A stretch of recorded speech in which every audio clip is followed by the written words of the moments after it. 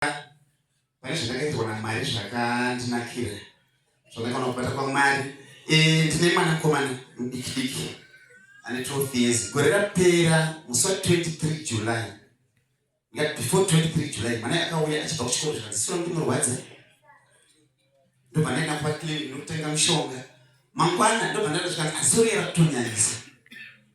Third day yataenda kwababa Jeki. Sungira kamukara red zvokupedzisira. Saka mwana ndobva ndaenda kuchikoro amai vanosenza basa kwavo vari kuChirwa. Saka takatora mwana pamunhu ndokuendesa kuhospital. Achisvika kuhospital ichienda kwababa Jeki. Tiri kwababa Jeki paibva takusimuka. Ndakazwa kuti ziso remwana rave nechinhu chakaita seshanga, haisi shanga chiri paside, asi harichaona. I could not believe. Then from there, ndakatora mwana ndokudzoka mwana ndokuenda kuna specialist pa Western paya. Ndobva mwana yatariswa zvikanzi mwana une uveitis. Saka pataenda paya tichienda kunhamo paya.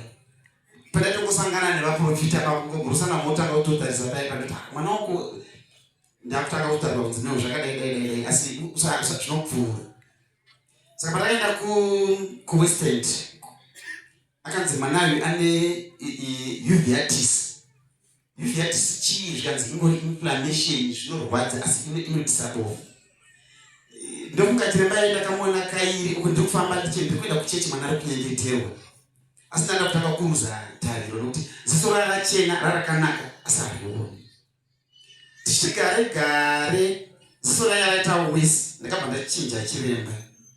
Ndikanzi ndakwagura matunhu.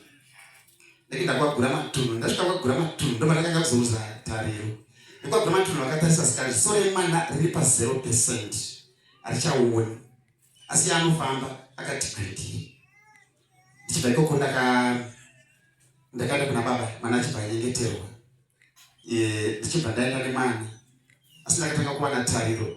Ndaenda kumondoro ndasangana nepakereke vanyengetera futi. Akanyengetera vakandidza chikonzero chinofanira zvakamba zvakadai ngokuti mwana anorwiswa nenzira dzakadai. Dzoka naye kuna baba andonyengeterwa futi kamwe chete. Zvinopfuura ndobva ndadzoka nemwana ndopinda naye kuna baba ndobva nyengeterwa naye. Hapana vanhu vasina kumunyengetera. Nokuru hwavo vese mavasiya vana vaitinogera changosangana nemwana aingotaura.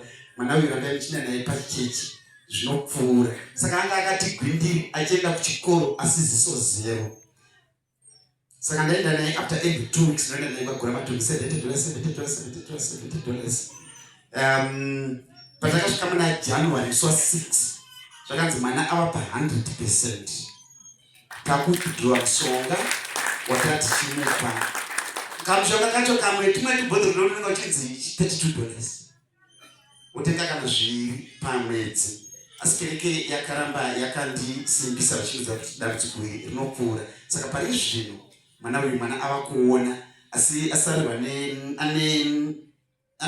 review imwe yasara ndofunga beginning of March papa. Ndoda kutenda Mwari nazvo ndakandarasa tariro zvokuti zvezva ndarasa tariro asi Mwari vakakundisa. Amen.